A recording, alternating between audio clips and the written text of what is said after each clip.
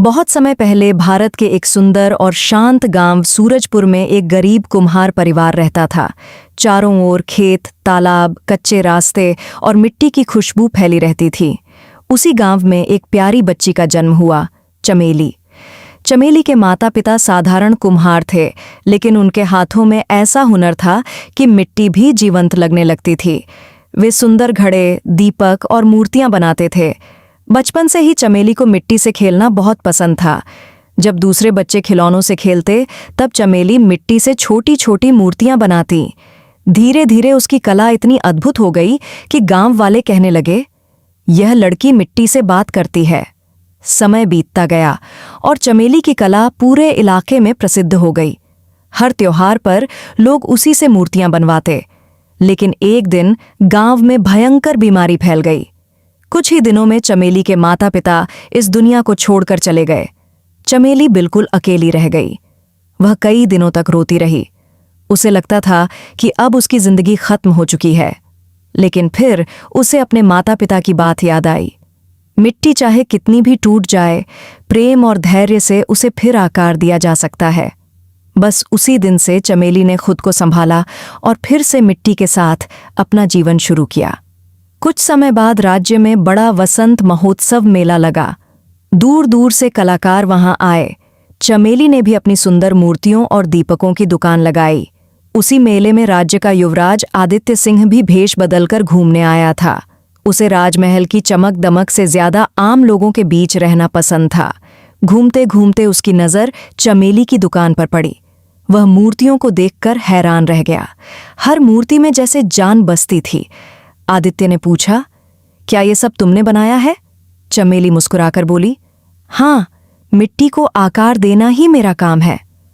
आदित्य उसकी कला और सादगी से बहुत प्रभावित हुआ। वह बार बार चमेली से मिलने गांव आने लगा। धीरे धीरे दोनों के दिलों में प्यार जन्म लेने लगा। एक दिन नदी किनारे आदित्य ने चमेली से कहा, मैं तुमसे प्यार करता हूं। चमेली घबरा गई। उसने कहा, तुम राजकुमार हो और मैं एक साधारण कुम्हारिन। यह रिश्ता कभी स्वीकार नहीं होगा। लेकिन आदित्य बोला, मेरे लिए तुम ही मेरी दुनिया हो। धीरे धीरे उनके प्यार की खबर पूरे गांव और महल तक पहुंच गई। रानी माँ इस रिश्ते के खिलाफ थीं।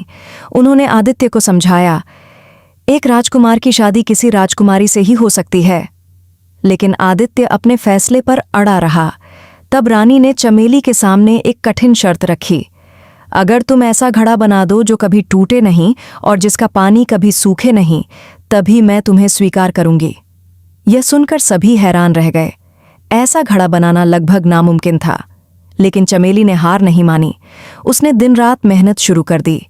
उधर रानी का चालाक मंत्री महेश्वर चमेली से नफरत करता था।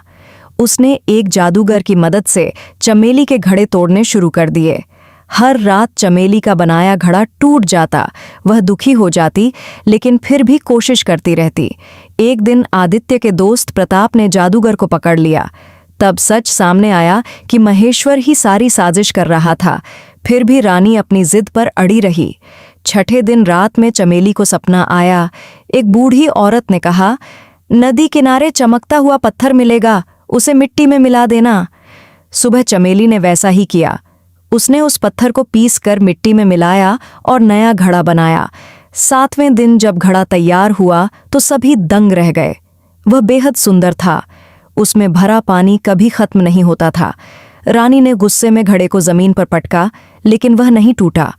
अब रानी के पास कोई बहाना नहीं बचा था।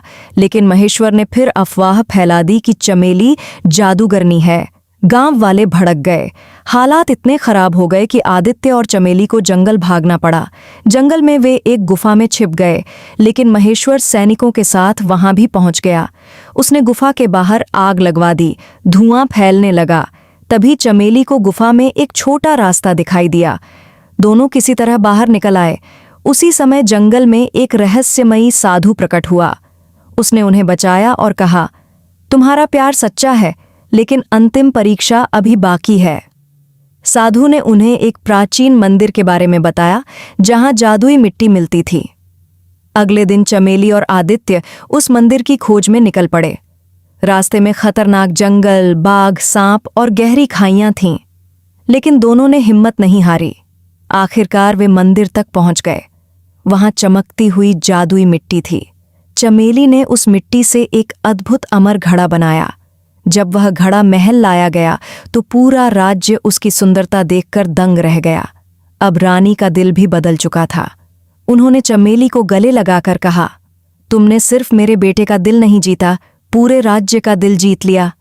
इसके बाद आदित्य और चमेली की शादी धूमधाम से हुई। चमेली ने राज्य में एक बड़ा कला केंद्र खोला, जहां गरीब बच्चों को मिट्टी की कला सिखाई जाती थी। कुछ समय बाद चमेली और आदित्य को फिर उस मंदिर का रहस्य पता चला। वहां उन्हें एक और जादुई मिट्टी मिली, जिससे चमेली ने एकता का घड़ा बनाया। उस घड़े की खासियत यह थी कि जो भी उसे देखता, उसे अपने सपने दिखाई देते। धीरे धीरे पूरा राज्य प्रेम, कला और एकता का प्रतीक बन गया। महेश्वर को राज्य से निकाल दिया गया और उसकी साजिशें हमेशा के लिए खत्म हो गईं। एक शाम महल की छत पर सूर्यास्त देखते हुए चमेली ने आदित्य से पूछा, क्या हमारा प्यार सच में इतना शक्तिशाली था? आदित्य मुस्कुराया और बोला, हमारा प्यार मिट्टी की तरह था, साधारण जरूर, लेकिन उसमें अनंत शक्ति थी। और इसी तरह एक साधारण कुम्हारिन और राजकुमार की प्रेम कहानी इतिहास में अमर हो गई।